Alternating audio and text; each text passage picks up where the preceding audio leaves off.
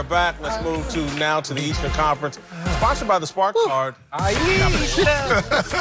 Big night for Milwaukee with the Bucks eliminating the Celtics in a blowout win last night. And while Giannis and company will now focus on the Eastern Conference Finals, Boston will be focused on Kyrie Irving's pending free agency. Kyrie had another terrible game last night, and after the loss, he dismissed questions about his future in typical Kyrie fashion. I'm going to be honest with you. I'm just trying to make it back to Boston first, safely, and get to see my family, decompress, do what human beings do. Question here is Kyrie less valuable than we thought? Yes, absolutely. His leadership was called into question. He had an opportunity to respond. He didn't. In terms of production, 102 points on 104 field goal attempts. Let's do that math. Is that good or bad? Bad. One, he had the worst stretch he's ever had in the postseason. So in production, you can't even have a conversation. Absolutely, he failed them. Now let's talk about in the locker room. And a lot of that is conjecture. You don't know which story is right. But it just seemed like his body language, the moments, the glimpses you get of Kyrie Irving didn't support a different narrative. And then I love reality because that's what we all should just, support and subscribe to. But some context matters as well. When you just lose a series, he said, I've never been down 1-4. It's over, right? But to him, it's not over. Like, he's like on this journey different than everyone else.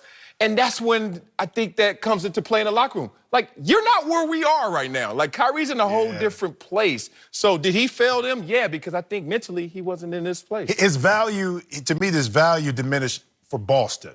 Okay, what they thought they were going to get from a leadership perspective, a guy that's been there that could lead them to a championship, help grow the young players. Yes, so now I think Danny Ainge and the management staff is kind of reevaluating what they want to do in regards to an offer, or do they really want Kyrie back?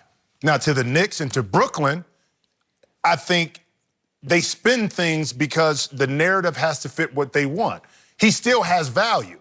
Is his value the leader? Maybe not. Okay, maybe not. So that's less value. He went to Boston. Yeah, that's a demotion. No, that's a but demotion. this is what I'm saying. In Boston, yes, but in New York, somewhere else, what they need is different. Now, I do think is he number one there? They can spin it that way.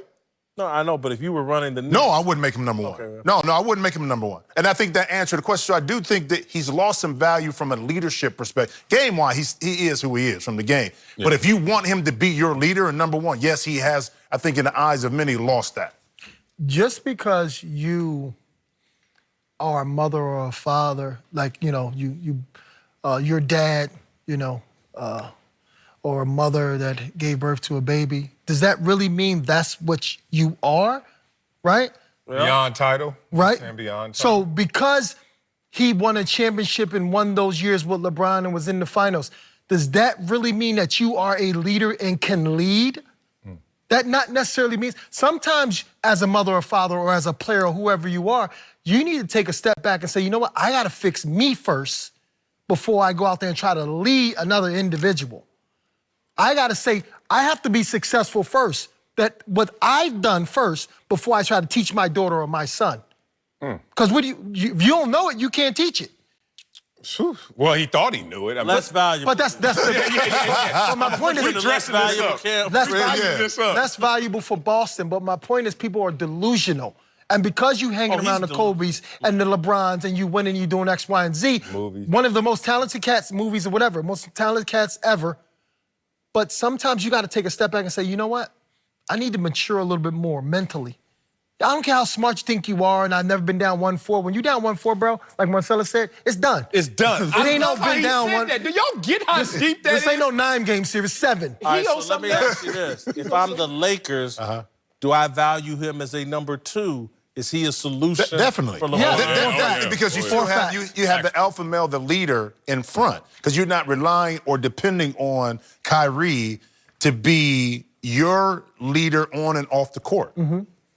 How amazing is this? Karmic turn. Again, here we go. Y'all win in lowly Cleveland. Y'all bring a championship to Cleveland, and then both of y'all get full and free of yourself, and LeBron goes to the second most storied franchise, and you go to the most storied franchise, and both of y'all are sitting there in them trash cans bringing them friends. Why are you so excited about that? I'm only excited. Why are you pumping your chest? I wonder why. You know what? Especially about the Lakers part. Look at you. Tell us how you feel, son. Those are two of my favorite players.